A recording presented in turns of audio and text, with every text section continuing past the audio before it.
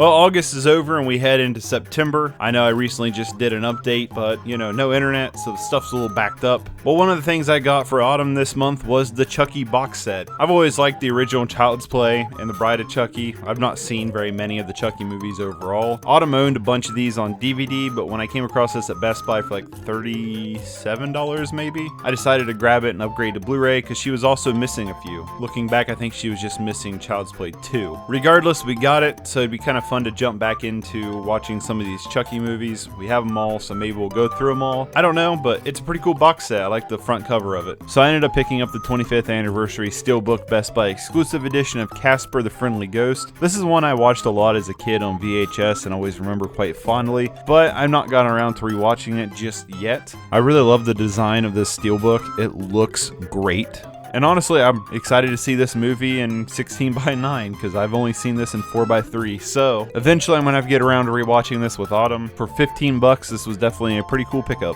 Another pickup for Autumn is the Scream Factory release of 13 Ghosts. This is one of her all-time favorite movies, and I can kind of see why. It has this really fun, high-paced, fast energy with some really unique villains. Like the ghosts themselves are really cool and really interesting. They each kind of get their own backstory, and actually that's one of the special features, is they go through the backstory of each ghost, and that's just pretty cool. The ghost designs are really cool. Some of them are terrifying, some of them are just fun, and the set design of the house they're in is absurdly cool. Now, from my understanding, this is a remake of an older movie that I've never seen, but now I kind of want to after seeing this movie twice. It's basically about a guy who captures ghosts, dies, his nephew inherits the house. I think it's his nephew, and they go to the house and there's a bunch of ghosts there, and it's just a really kind of corny, just fun movie that has a lot of like the fast-paced, flashy editing style that you would kind of expect from like the Saw series, and it's just kind of a fun popcorn horror thriller.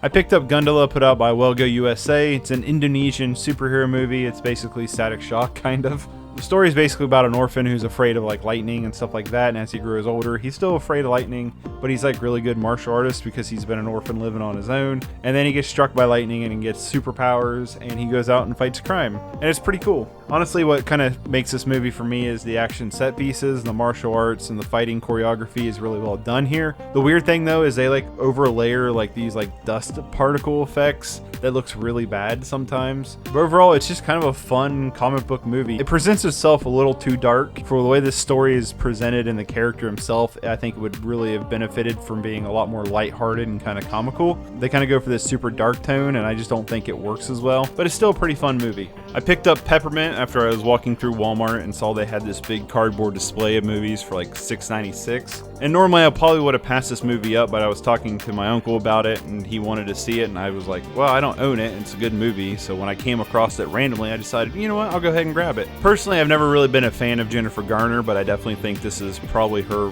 best role. It's my favorite, at least. I've not seen a bunch of her movies, but this is my favorite role of hers. It's basically Death Wish. If you've seen the Death Wish movie with Charles Bronson, or even the Bruce Willis one, you know what's going on in this story. Her family gets murdered and she goes for revenge. It's just a very basic setup, but it's executed pretty well by having some really good action set pieces, and honestly a pretty good performance, like I said, by Jennifer Garner. It's a fun one that's worth a recommendation. I picked up Wrestlemania 2020 because this came out right around the height of the outbreak of COVID-19, so there's no audience to this, and I had to see what wrestling with no audience would be like, and it's strange. I will be doing a whole video on this at some point. It's in the works as of this video, but I have fond memories of wrestling. I used to go over my grandpa's every Monday night to watch Raw, and it's always something I'll kind of hold near and dear to my heart because of that. I even find myself in rabbit holes watching old wrestling matches from back when I was a kid. I don't really know what's going on in today, and I don't really keep up with current storylines, but this is a really strange watch that's totally worth checking out. Like I said, at some point I will be kind of doing a much more in-depth video because it is strange. Like I said, it's definitely worth checking out.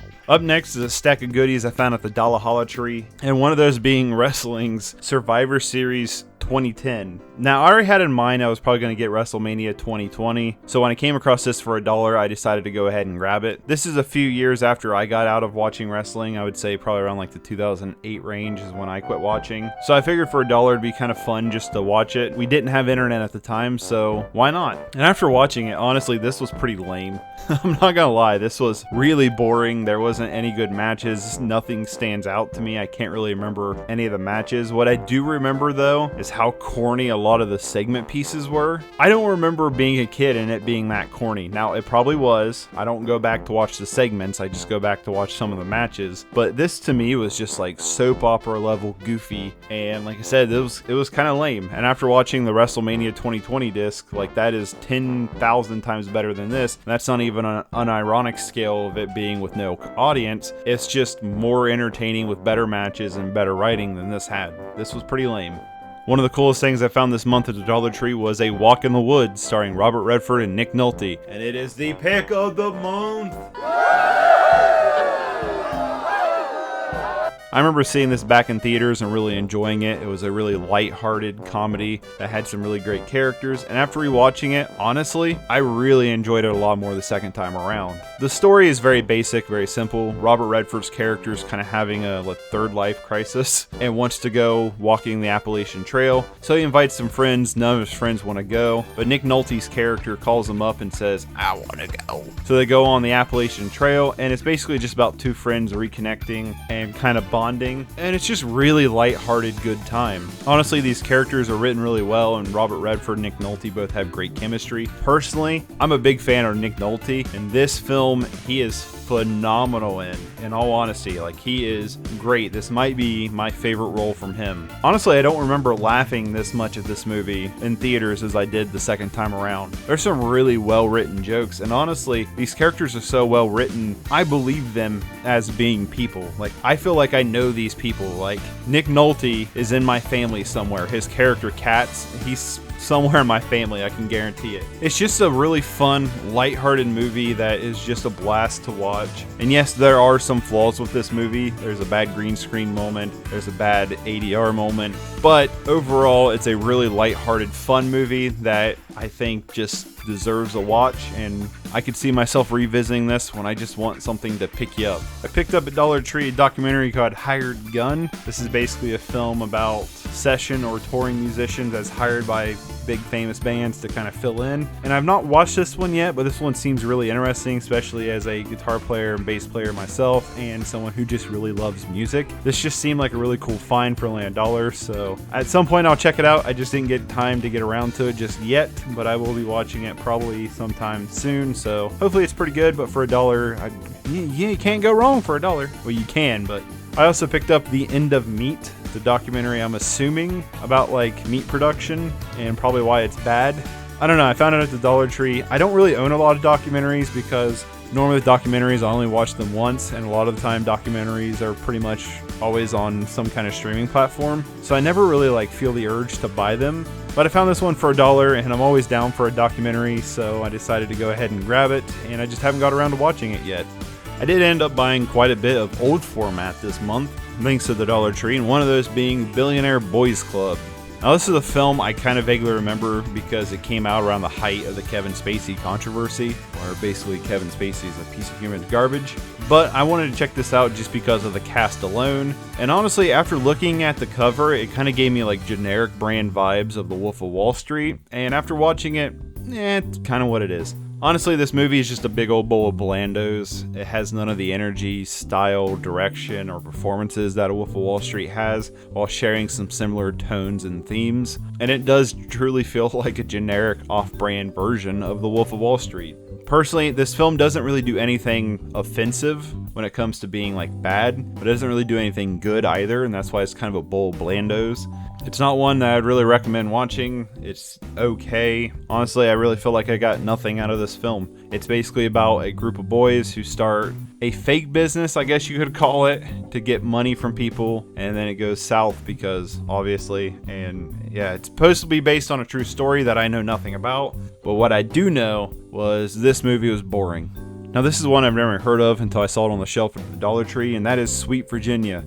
and honestly, I was kind of blown away by it. This was a contender for the pick of the month, so I would highly recommend it. I've not even heard of this movie, but when I saw it had Jon Bernthal, Christopher Abbott, and was put out by IFC and Shout Factory, I was like, for $1? Yeah, I'm gonna grab it. And after watching it, it's a really good small thriller that has a really good performance by both Jon Bernthal and Christopher Abbott. Christopher Abbott plays this kind of really unsettling, unpredictable character that honestly kind of makes you nervous on screen. And Jon Bernthal, honestly, a lot of the time when I see him, I just see him playing Shane over and over again. I like that character though, so like I've liked his performances. This might be my favorite performance by him, even beating out his performance in Fury. His performance here is just better than anything he's ever done before. Not once did I think of Shane. But basically, it's about Christopher Abbott's character. It's kind of a psycho. He's staying at Jon Bernthal's hotel called Sweet Virginia, and yeah, it escalates. And it's really, really well put together. Has great cinematography, great score. The writing is really good, and it builds tension very well. And honestly, like I said, I was kind of just blown away by this film, and it was a close pick for the pick of the month.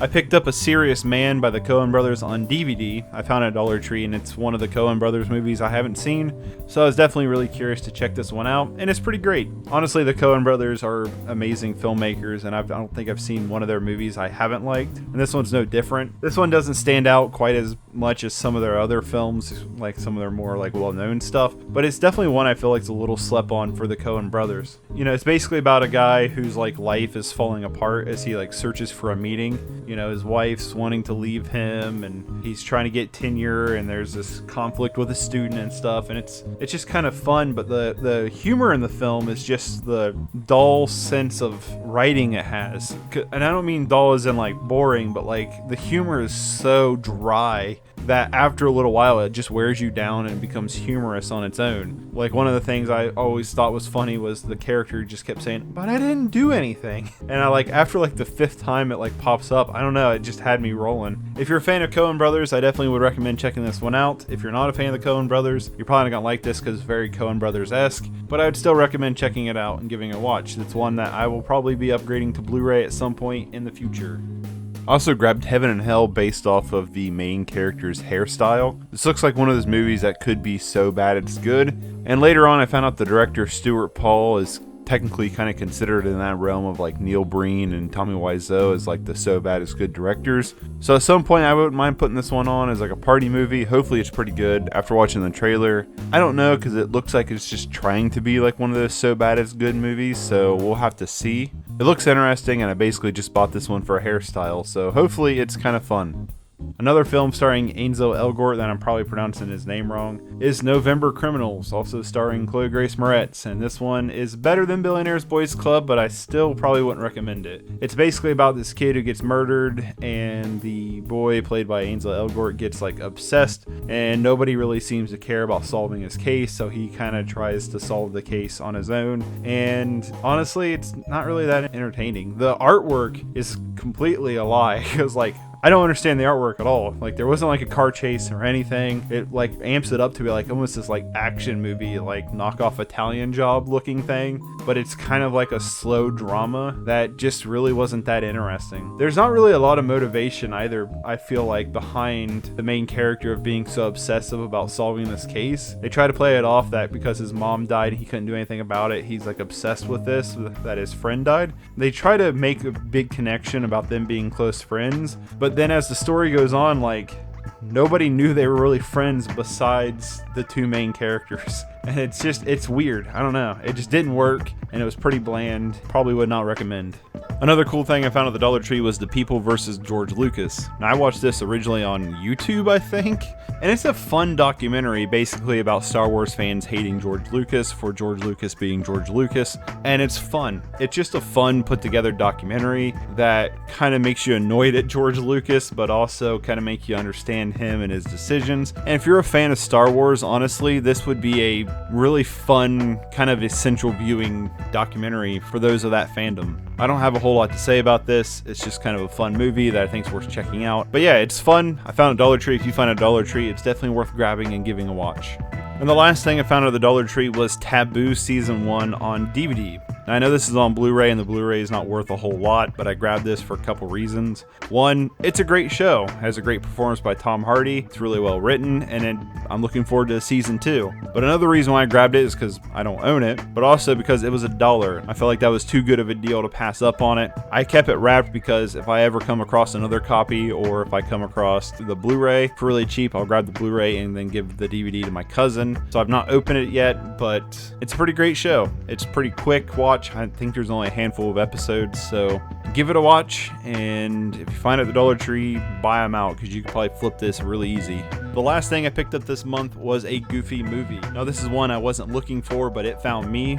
We were walking down like the pet section of Walmart, and someone had decided to put this back on the shelf, and I saw it, and I remember thinking to myself, the Blu-ray is out of print and like stupid expensive. I don't know what the DVD is. I did a little bit of Googling online, and it's not really going for a whole lot, like $5 to $10. I scanned it at Walmart. It was $5, and I decided, you know what, I'm gonna go ahead and get it because Disney wants to kill physical media anyway. I haven't seen this since I was a kid. I had this on VHS. I remember watching a bunch of VHS. After rewatching it, yeah, dude, it totally holds up. It's a really fun animated movie with some good characters. It's basically like a road trip coming of age story between Goofy and his son. And yeah, it's fun. I don't really have a whole lot to say about it other than the DVD that I have is 4:3 full screen. I would love to see this get re-released at widescreen. I don't think it's going to happen, but if I come across the Blu-ray for cheap, I will jump on it. I don't think I will though. But yeah, that's been the update for August. Hopefully we can get back on schedule to releasing things as normal, and I will see you guys later. Stay safe.